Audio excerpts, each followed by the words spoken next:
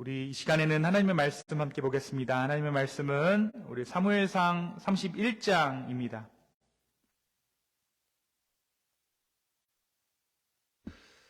본문은 1절부터 13절까지 우리 한 절씩 교독하고요. 마지막 절 13절은 우리 함께 읽도록 하겠습니다. 제가 먼저 31장 1절을 읽습니다. 블레셋 사람들이 이스라엘을 침해 이스라엘 사람들이 블레셋 사람들 앞에서 도망하여 길보아 산에서 엎드려져 죽으니라. 블레셋 사람들이 사울과 그의 아들들을 추격하여 사울의 아들 요나단과 아비나답과 말기수아를 죽이니라. 사울이 패전함에 활 쏘는 자가 따라잡으니 사울이 그 활 쏘는 자에게 중상을 입은지라. 그가 무기를 든 자에게 이르되 내 칼을 빼어 그것으로 나를 찌르라 할례 받지 않은 자들이 와서 나를 찌르고 모욕할까 두려워하노라 하는 무기를 든 자가 심히 두려워하여 감히 행하지 아니하는지라. 이에 사울이 자기의 칼을 뽑아서 그 위에 엎드러지매 무기 든 자가 사울이 죽음을 보고 자기도 자기 칼 위에 엎드려져 그와 함께 죽으니라. 사울이 그의 세 아들과 무기를 든 자와 그의 모든 사람이 다 그날에 함께 죽었더라. 골짜기 저쪽에 있는 이스라엘 사람과 요단 건너쪽에 있는 자들이 이스라엘 사람들이 도망한 것과 사울과 그의 아들들이 죽었음을 보고 성읍들을 버리고 도망하매 블레셋 사람들이 이르러 거기에서 사니라. 그 이튿날 블레셋 사람들이 죽은 자를 벗기러 왔다가 사울과 그의 세 아들이 길보아 산에서 죽은 것을 보고 사울의 머리를 베고 그의 갑옷을 벗기고 자기들의 신당과 백성에게 알리기 위하여 그것을 블레셋 사람들의 땅 사방에 보내고 그의 갑옷은 아스타롯의 집에 두고 그의 시체는 벳산 성벽에 못 박음에 이스라엘 야베스의 주민들이 블레셋 사람들이 사울에게 행한 일을 듣고 모든 장사들이 일어나 밤새도록 달려가서 사울의 시체와 그의 아들들의 시체를 벳산 성벽에서 내려가지고 야베스에 돌아가서 거기서 불사르고 함께 읽습니다. 그의 뼈를 가져다가 야베스 에셀나무 아래에 장사하고 7일 동안 금식하였더라. 아멘. 우리 잠깐 말씀 듣고 기도하겠습니다. 주님, 오늘 이 아침에 하나님께서 우리 가운데 허락하신 그 말씀을 기대합니다. 성령이여 우리 가운데 말씀하여 주십시오. 이 부족한 자의 입술을 통하여서 하나님 말씀하여 주시고 정말 이 연약한 자의 입술을 통하여서 온전하신 하나님 말씀만 전파되게 하여 주시옵소서. 감사합니다. 예수님의 이름으로 기도하였습니다. 아멘. 네, 여러분, 제가 한 가지 질문으로 오늘 말씀을 열겠습니다. 여러분, 만약에 여러분께서 죽을 시기를 정할 수 있고 어떻게 죽을 수 있는지를 정할 수 있다면 여러분 어떻게 마지막을 맞이하고 싶으십니까? 왜 이렇게 좋은 주일에 갑자기 죽음에 대한 이야기를 풀어놓느냐라고 물으시는 분들이 있을 것 같습니다. 왜 그러냐면 우리는 본능적으로 죽음을 부정한 것이라고 생각하기 때문에 그래요. 죽음을 이야기하면 재수없는 것이라고 생각하기 때문에 그렇죠. 되도록이면 피하고 싶은 것으로 생각해서 아예 언급하는 것을 꺼리게 되는 것이 죽음인 것 같습니다. 그죠? 근데 여러분 한번 잘 생각해 보세요. 여러분 만약에 내가 죽을 그날을 정할 수 있고 어떻게 최후를 맞을지에 대해서 내가 정할 수 있다면 여러분 어떠한 죽음을 맞이하고 싶으세요? 이것이 굉장히 중요한 부분입니다. 여러분, 모든 인간은 죽을 수밖에 없기 때문에 우리는 살아가는 동시에 죽어갑니다. 죽어가고 있는 거예요. 조금 더 적극적으로 표현하자면 오늘 우리에게 주어진 이 하루는 죽음을 준비하는 삶이어야 합니다. 우리 교회는 이제 젊으신 분들이 많기 때문에 죽음이라는 단어가 아득히 먼 이야기처럼 들리실지 모르겠지만 사실 삶과 죽음은 동전의 양면처럼 붙어 있는 것이죠. 제가 지난주에도 한 죽음의 소식을 접했는데요. 제가 이제 유스 전도사 시절에 저희 교사로 섬기시던 한 선생님의 남편분께서 바하마 크루즈 여행을 가셨다가 거기서 불미스러운 사고로 갑자기 세상을 떠나셨다는 거예요. 제가 오기 전에 바로 식사를 나누었던, 바로 얼마 전까지만 해도 서로의 안부를 물었던 그분이 돌아가셨다는 거예요. 참 믿기지가 않더라고요. 그리고 그것을 제가 이렇게 그 소식을 접하면서 한 가지 다시 한번 좀 생각하게 된 것이, 삶과 죽음이라는 것이 동전의 양면처럼 붙어 있는 것이다라는 것이죠. 오늘 살았다가 내일 죽을 수도 있기 때문에 우리는 너무나도 당연하게 내일 하루가 우리에게 주어질 것이라고 생각할지 모르지만 언제 어떻게 우리가 죽을지 모른다라는 것입니다. 여러분, 그래서 의미 있는 삶이란, 아름다운 삶이란 역설적으로 아름다운 죽음을 준비하는 삶을 의미합니다. 아름다운 삶이란 아름다운 죽음을 준비하는 삶이에요. 죽음을 제대로 묵상한다면 우리는 오늘 하루를 조금은 더 의미 있게 살아갈 수 있을 것입니다. 그래서 삶의 희망을 잃어버린 사람들에게 조언하는 것이 있어요. 우울증 환자들에게 조언하는 것이 있습니다. 뭐냐면 호스피스 병동에 가보라는 거죠.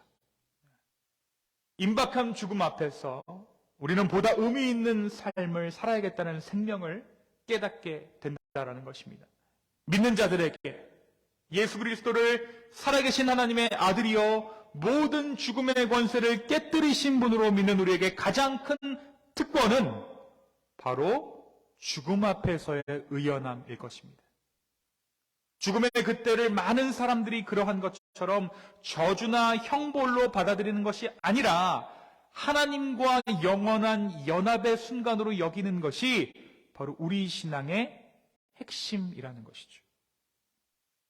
우리에게 여전히 죽음이란 슬픈 일이고 아픈 일이고 피하고 싶은 일이지만 그럼에도 불구하고 우리는 의연하게 죽음을 준비합니다.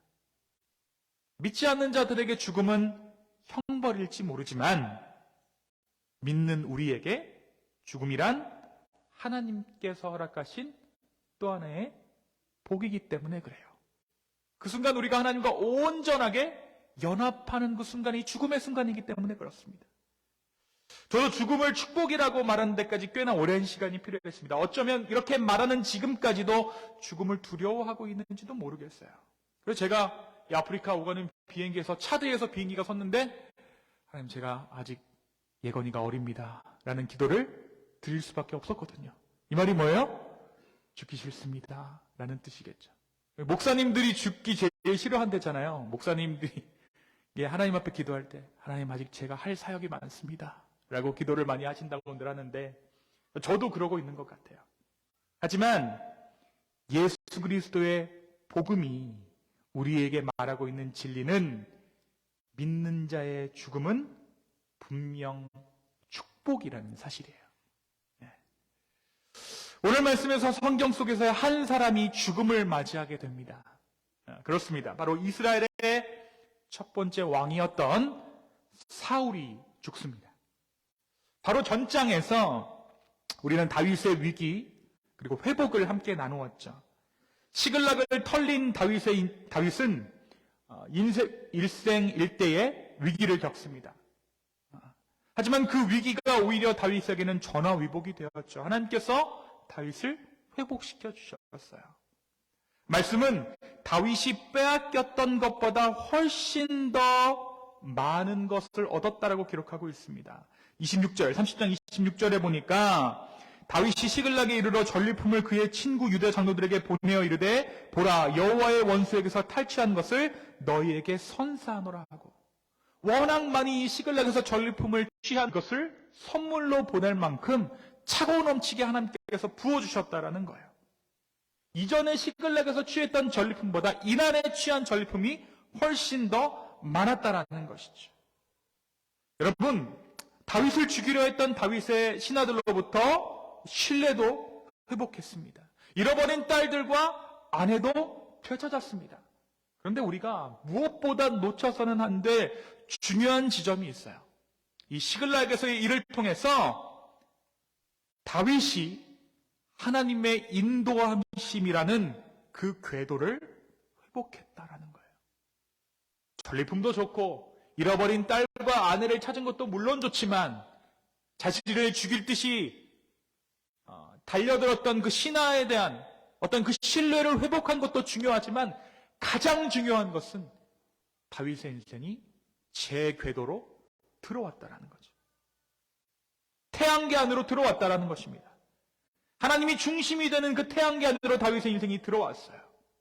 이것이 다윗이 얻은 가장 큰 승리의 소득이었습니다. 여러분, 시글락에서의 다윗은 풍족한 삶을 누렸지만 스스로가 모든 것을 책임져야 하는 고단한 삶을 벗어날 수 없었습니다. 하지만 하나님께서는 그런 다윗을 다시 부르셨죠. 시글락의 환란을 통해 하나님은 다시 다윗을 부르셨고 시글락에 머무는 것이 자신의 욕심이라는 것을 다윗은 깨닫게 됩니다. 하나님의 뜻을 깨닫게 된 것이죠. 이것이 사실 다윗에게 있어 가장 큰 승리의 소식입니다. 하나님이 그를 버리시지 않으셨다라는 거예요. 하나님이 그를 포기하지 않으셨다라는 거예요. 그렇게 사무엘상 30장은 다윗에 대한 승리의 소식, 그리고 다윗이 하나님의 인도하심이라는 삶의 제 궤도로 진입했다라는 소식을 전하면서 이 사무엘상 30장이 마무리되어집니다. 그리고 31장이 열려요. 사실 원문에 따르면 1절에 히브리어 접속사 바브라는 것이 생략되어져 있습니다. 이 바브라는 뜻은 그리고, 그러므로, 그러나 이 접속사거든요. 근데 히브리 사람들은 이것을 따로 구분하지 않고 바브 하나 써놓고 그것을 그리고로 해석할 수도 있고 그러므로로 해석할 수도 있고 그러나라고도 해석할 수 있어요. 자, 그렇다면 앞장에서 다윗이 승리했다라는 소식을 전하고 난 후에 사울의 죽음의 소식을 전하는 이 31장에 생략된 바브는 그러나일까요? 그러므로일까요? 그렇게일까요? 그래서일까요? 그러나겠죠. 그러나로 시작되는 거예요. 사울의 몰락과 죽음을 다윗의 흥함과 승리를 비교하기 위해서 표현한 것이죠. 사울이 죽음을 전하면서, 사울의 죽음의 소식을 전하면서 누구의 삶과 비교하고 있는 것입니까? 다윗의 삶과 비교하고 있는 거예요. 사무엘상의 저자는 사울의 죽음의 소식을 전하면서 다윗의 삶과 그의 죽음을 비교해 보라는 것이죠. 여러분, 다윗이 대단한 의인이기 때문에 그렇습니까? 아니면 다윗은 죽지 않는 자이기 때문에 다윗의 삶과 사울의 삶을 비교하라는 것일까요? 아닐 것입니다. 성경이 굳이 30장의 다윗 이야기를 마무리하고 31장의 사울의 죽음의 이야기를 전하면서 그러나라는 접속사로 둘간의 이야기를 엮을 수밖에 없었던 이유가 있을 것입니다. 바로 그것은 다름 아닌 하나님께서 인도하시는 인생과 하나님의 인도하심을 끝내 거부한 인생의 차이점이 이 둘 30장, 31장에서 극명하게 드러나기 때문이에요. 여러분, 그래서 우리가 믿는 자가 우리의 인생이 잘 사라지고 있다, 우리의 인생이 그래도 나은 삶이다, 형통한 삶이다라는 것이 언제 드러나게 될까요? 그것은 믿지 않았을 때와 믿었을 때의 차이를 보았을 때, 비교했을 때 우리는 우리의 삶이 형통한 삶이라는 것을 깨닫게 되는 거예요. 믿는 자의 결국과 하나님의 부르심을 끝내 거부하는 자의 결국을 보았을 때 우리는 비로소 신앙 안에 있는 우리의 삶의 형통함에 대해 깨닫게 된다는 것입니다. 내 삶을 나 혼자 객관적으로 놓고 볼 수 없어요. 그래서 내 삶이 나만 놓고 봤을 때는 한없이 불행하고 한없이 고단하고 한없이 버거운 인생이지만 믿지 않았을 때의 내 삶과 비교해 보았을 때, 또 믿지 아니하는 사람들의 인생의 결국과 비교해 보았을 때 우리의 인생이 형통한 인생이라는 것을 우리가 극명하게 깨닫게 된다는 것입니다. 믿지 않는 자의 삶의 결국과 믿는 자의 삶의 결국이 반드시 차이가 난다라는 것입니다. 내 삶만 놓고 보면 버겁고 힘들고 고통스럽지만 별것 아닌 나의 신앙이 그 모든 고난 가운데 주님을 얻게 하고 한 걸음 한 걸음 앞으로 내디디게 하신 것이 바로 주님의 은혜였음을 우리는 믿지 않은 자의 결국을 통해 깨닫게 된다는 거예요. 아무리 많은 물을 축적해도, 아무리 많은 것을 누리더라도 가질 수 없던 그 무엇을 줬다, 가기 싫은 저 세상을 쫓겨나시 떠나가는 그러한 인생과 우리의 인생은 다를 수밖에 없다는 것이죠. 돈 많은 사람 죽을 때 어떻게 죽어요? 쫓겨나듯이 죽어요. 이 세상에서 킥아웃듯이 죽습니다. 왜냐하면 자식들이 그 재산을 가져가야 되기 때문에. 우리나라 재벌이었던 이건희 회장, 이 사람은 정말 불행한 삶이었다는 게 드러난 게 그 마지막 때 드러났죠. 자신의 죽음의 때를 자신이 정할 수가 없었어요.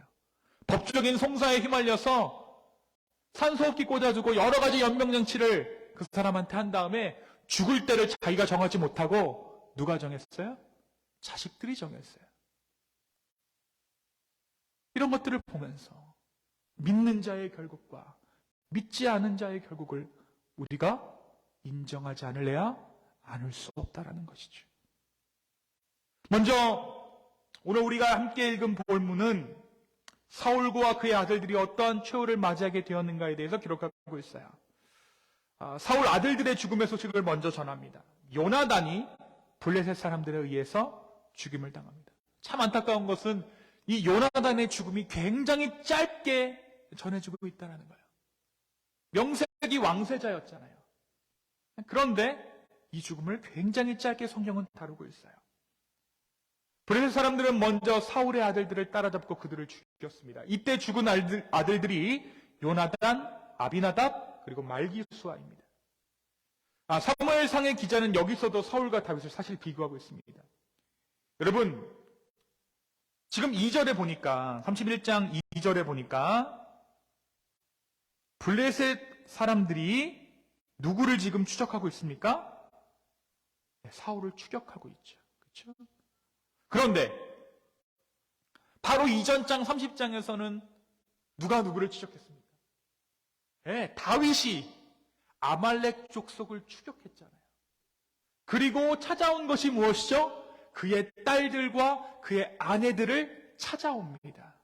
근데 오늘은 31장은 반대의 이야기를 전하고 있어요. 블레셋 족속이 사울을 쫓아오고 그들이 사울의 아들들을 죽입니다. 완전히 다른 얘기를 하고 있는 거예요. 비교해서, 일부러 비교해서 지금 보여주고 있는 거예요. 다윗은 아말렉을 추격하는 상황에 있었던 반면에 사울은 블레셋의 군대에게 쫓김을 당하고 있었던 것이죠. 게다가 아말렉을 추격했던 다윗은 그의 딸들과 아내들을 되찾아온 반면에 사울의 아들들은 끝내 블레셋 사람들의 손에 잡혀 최후를 맞이하게 된 것입니다. 여러분, 이들이 최후를 맞게 되는 블레셋과의 전투가 어떠한 전투였습니까? 이 전투는 전투에 나가기에 앞서서 사울이 변장을 하고 엔돌의 무당을 만나가면서까지 공을 들였던 전투예요. 한마디로 죽기 싫었던 전투입니다. 사람이 할 수 있었던 최선을 다했던 전투예요. 그런데 여러분 어떻습니까? 다윗은요, 짤막한 기도 한마디였어요. 그리고 그가 다시 힘을 얻었습니다. 사울은 별짓을 해도 결국 이 전쟁에서 죽을 수밖에 없었고, 다윗은 하나님으로 말미암아 힘을 얻어 추격했다라는 것이죠. 믿는 우리에게, 끝까지 주를 신뢰하는 우리에게 바로 이러한 형통함이 있게 될 줄로 믿습니다. 그렇다면 이스라엘의 첫 번째 왕 사울의 마지막의 모습은 어떠한 모습이었을까요? 오늘 말씀 3절입니다. 3절 한번 다 같이 읽겠습니다. 시작. 사울이 패전함에 활 쏘는 자가 따라잡으니 사울이 그 활 쏘는 자에게 중상을 입은지라. 자, 여기 이 짤막한 한 구절 안에 사울의 지금 처지가 다 드러나 있어요. 사울이 전쟁에서 어떻게 됐다고요? 패전했다고요. 몸은 어떻게 됐어요? 부상을 입은 상태였어요. 게다가 지금 블레셋 군대가 자신을 다 따라잡았습니다. 이때 사울은 자기의 무기를 드는 자에게, 수종드는 자에게 네 칼을 빼어서 그것으로 나를 찌르라. 할례 받지 않은 자들이 와서 나를 찌르고 모욕할까 두려워하노라 라고 이야기합니다. 이방 족속인 블레셋 군대의 손에 죽는 것보다 유대 민족에게 죽는 것이 이스라엘 왕으로서 올바른 죽음이라 판단했기에 사울은 마지막 자존심을 지키려고 했던 것이죠. 그런데 어떻게 합니까? 이 어린 소년병이었겠죠. 벌벌벌 떨면서 이걸 못하는 거예요. 그래서 어떻게 했죠? 사울이 어떻게 죽었습니까? 자신이 자신의 칼을 꺼내서 그 위에 엎드러졌다라고 말씀이 기록하고 있죠. 자, 그러면 사울의 마지막 유언이 무엇입니까? 네가 나를 죽여라요. 다른 말 남기지도 못하고 이렇게 죽었어요. 더 재밌는 것은 마지막 유언조차도 어떤 사람으로 하여금 받아들여지지 않았다라는 것이죠. 종이 거부했어요. 자, 흥미롭게도 성경에 기록된 첫 번째 사울의 명령이 무엇이었습니까? 아버지의 가축을 잃어버리고 나서 해가 어둑어둑해지자 돌아가자라고 말하죠. 자기 종한테. 근데 자기 종이 어떻게 해요? 그 말을 거부해요. 그러니까 사울은 처음부터 끝까지 그 누구 한 사람도 사울의 말을 들어주지 않았던 인생을 살아간 거예요. 첫 명령과 마지막 명령까지도 그는 받아들여지지 않았습니다. 이와 같은 상황은 사울의 인생을 함축적으로 요약하고 있습니다. 여러분, 정말 재미있는 것이 뭐냐면 사울의 이름은 묻다, 구하다, 부탁하다라는 뜻을 가졌어요. 그러니까 맨날 묻고 구하고 부탁하지만 아무도 그의 부탁을 들어주지 않았던 것이죠. 하나님과의 관계에서도 그렇습니다. 사울은 하나님께 끊임없이 묻지만 하나님은 꿈으로도 제사장을 통해서도 선지자들을 통해서도 응답하지 않으셨습니다. 심지어 사울은 언제나 부하들이 자신보다 다윗에게 더 충성하지 않나 의심했습니다. 자신의 아들이었던 요나단조차 사울이 아닌 다윗에게 충성을 맹세했습니다. 하나님의 대리 통치자로 임명받은 사울의 권위는 최고 통치자인 하나님께 순종할 때 세워지게 되어 있었다는 것이죠. 그런데 사울이 순종하지 않자, 먼저 하나님의 말씀을 듣지 않자 그는 철저히 외면당한 인생을 살다 그렇게 죽습니다. 사무엘과 결별한 그 순간부터 사울은 하나님의 눈과 백성들의 눈에 더 이상 왕이 아니었던 것이죠. 결국 사울의 이 마지막 부탁도 거절당합니다. 이것이 말씀이 전하고 있는 사울과 그의 일가의 최후입니다. 6절 한번 볼까요? 6절 다 같이 한번 읽겠습니다. 6절입니다. 시작. 사울과 그의 세 아들과 그 모든 사람이 다 그날에 함께 죽었더라. 하루아침에 몰살당한 거예요. 사울은 그렇게 스스로 목숨을 끊었습니다. 마치 예수님을 팔았던 예수님의 제자 가룟 유다가 스스로 목숨을 끊었던 것처럼 사울은 끝내 회개의 자리로 나아가지 못한 채 자살했어요. 여러분, 얼마나 비참한 최후입니까? 그런데요, 제가 오늘 여러분께 이야기하고자 하는 것은 사울의 죽음이 얼마나 비참한 죽음이었는가 하는 것을 말하고자 함이 아니에요. 왜냐하면 비참한 죽음 중에도 의로운 죽음이 있고 비참한 죽음 중에도 영광스러운 죽음이 있기 때문에 그렇습니다. 예를 들면 우리 예수님은 십자가에서 돌아가셨습니다. 비참한 죽음이죠. 하나님의 아들이신 그분이 십자가에서 돌아가셨습니다. 사형수의 형태에서 비참한 최후를 맞이한 것입니다. 그러나 예수 그리스도의 십자가의 죽음을 아무도 비참한 죽음으로, 비참한 최후로 기억하지 않습니다. 그분의 죽음은 영광의 죽음이었습니다. 오늘 말씀이 전하고 있는 사울의 죽음도 비참한 죽음이에요. 그런데 아무도 사울의 죽음을 영광스러운 죽음이라고 말하지 않습니다. 때로 저와 여러분은 인간의 비참함에 대해서, 인생의 비참함에 대해서 너무나도 많은 점수를 주는 것 같아요. 그러나 오늘 말씀이 우리에게 전하고 있는 것은 비참한 것, 고생스러운 것, 작고 연약한 것도 복음일 수 없다는 거예요. 그것이 본질이 아니라는 것입니다. 비참하고 하나님의 영광을 담지 못한 인생이 있을 수 있다라는 거예요. 비참하다고 해서 우리의 인생이 모두 다 하나님의 영광을 담아내는 인생이 아니라는 것이죠. 삶이 비참하다고 해서, 삶이 괴롭고 고생스럽다고 해서 그 괴로움과 고통 그 자체가 우리를 의롭게 할 수 없다라는 것입니다. 그것이 굉장히 중요해요, 여러분. 이 말씀이 다소 과하게 들릴지는 몰라도 하나님의 영광과는 전혀 상관없는 고난과 고통이 존재한다라는 것입니다. 고통과 고난은 아무런 힘이 없다라는 거예요. 예수 그리스도의 고난과 고통이 하나님의 영광을 담아냈던 고난과 고통이었던 이유가 무엇입니까? 반대로 사울의 고난과 고통이 하나님의 영광과는 전혀 상관없는 죽음이었던 이유가 무엇입니까? 그것은 다름 아닌 인생의 주인이 누구였는가 하는 거예요. 우리는 이 대목에서 예수님의 겟세마네 기도를 떠올리지 않을 수 없어요. 누가복음 22장 42절에서 44절의 말씀입니다. 이르시되 아버지여, 만약 아버지의 뜻이거든 이 잔을 내게서 옮기시옵소서. 그러나 내 원대로 맛이 없고 아버지의 원대로 되기를 원하나이다 하시니 천사가 하늘로부터 예수께 나타나 힘을 더하더라. 예수께서 힘쓰고 애써 더욱 간절히 기도하시니 땀이 땅에 떨어지는 핏방울 같이 되더라. 여러분, 예수님은 하나님의 아들이셨어요. 하지만 결코 예수님은 자기만의 독자적인 목적의 성취를 위해서 그 인생을 살아가지 않으셨다는 사실이에요. 그리고 그분의 죽음마저 하나님의 뜻을 위해 드려졌습니다. 바로 이것이 그분의 비참한 죽음을 영광스러운 죽음으로 바꿀 수 있었던 이유예요.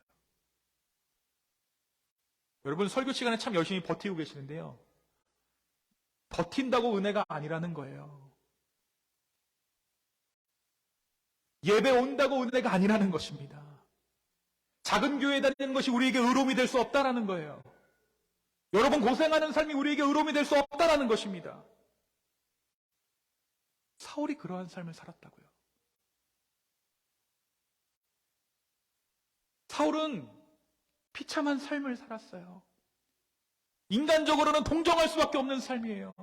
아무도 자기의 말을 들어주지 않아요. 컴플렉스 덩어리였습니다.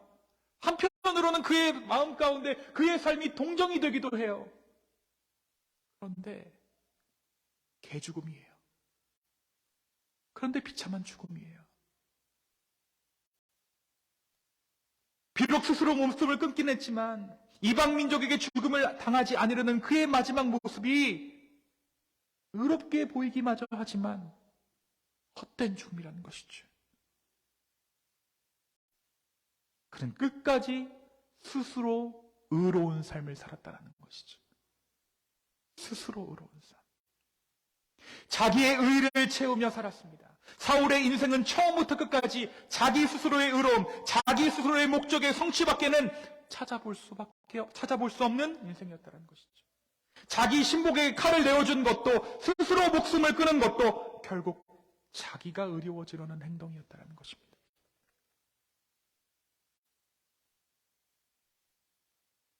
사울의 죽음이 비참한 죽음이었지만 하나님의 영광을 담아낸 죽음이라고 말할 수 없는 이유입니다. 사랑하는 기쁨의 교회 성도 여러분, 우리가 우리의 인생을 돌아보았을 때 고난과 고통을 빼놓고 어떻게 설명할 수 있겠어요? 내 인생은 고통스럽지 않습니다. 내 인생은 태평합니다. 라고 고백하시면 손 한번 들어보세요. 제가 하루 종일 좀 노하우를 전수받고 싶습니다. 여러분, 하루를 살아가면서도 몇 차례의 위기를 겪게 되는 것이 바로 우리의 삶 아니겠습니까? 오늘 말씀 그런 우리에게 이야기하고 있는 거예요. 고통이라도 고난이라도 다 같은 고통과 고난이 아니라는 사실을 우리에게 말해주고 있는 거예요. 자, 그렇다면 우리가 이왕 고난의 삶을 살아간다면 적어도 우리의 삶이 주님의 영광을 담아내고 있어야 하지 않겠습니까? 그래야 덜 억울하죠. 내 목적, 내 삶의 성취를 위한 고난은 하나님의 영광과 전혀 상관없는 고난입니다. 하지만 우리가 주를 위한 인생을 살아갈 때 하나님은 우리의 삶에 아주 작은 고난이라도 하나님의 영광으로 덧입혀 주실 것입니다. 여러분 사실 믿으셔야 돼요. 우리가 주를 위해 헌신할 때, 우리의 이웃을 위해 헌신할 때 하나님은 시급 제대로 챙겨주신다라는 거예요. 하나님의 영광으로. 사랑하는 기쁨의 교회 성도 여러분, 저는 이 땅을 살아가는 우리의 고난과 고통이 헛된 고통, 헛된 고난 되지 않기를 간절히 소망합니다. 우리의 한 호흡, 한 호흡, 우리의 한 순간순간이 하나님의 영광을 담고 있는 그러한 순간 되기를 소망합니다. 나는 지금 어떠한 인생의 목적을 가지고 살아가고 있습니까? 내 고난이 말하고 있는 것은 어떠한 것입니까? 오늘 이 말씀을 통해 주의 영광을 담고 있는 삶의 고난과 고통을 감수하게 되는 저와 여러분의 복된 인생 되기를 예수님의 이름으로 축원합니다. 이 시간 함께 기도하시겠습니다.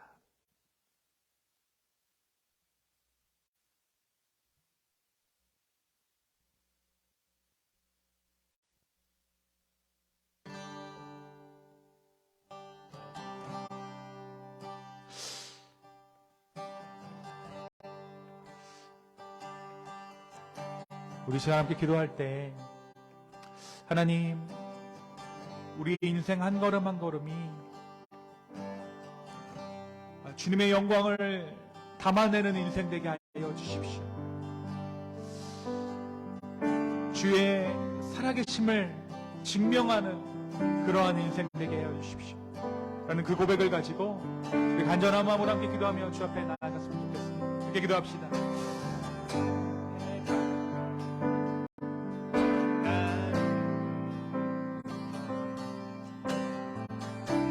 아버지 하나님,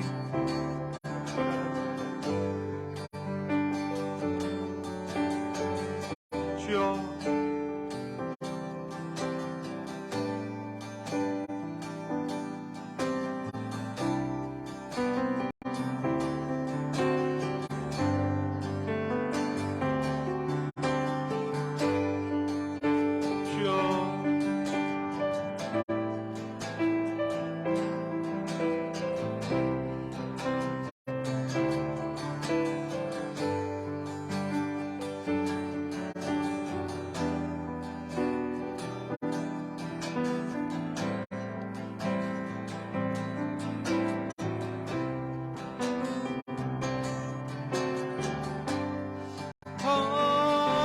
목마른 나의 영혼 주를 부르니 나의 맘 만져 주소서.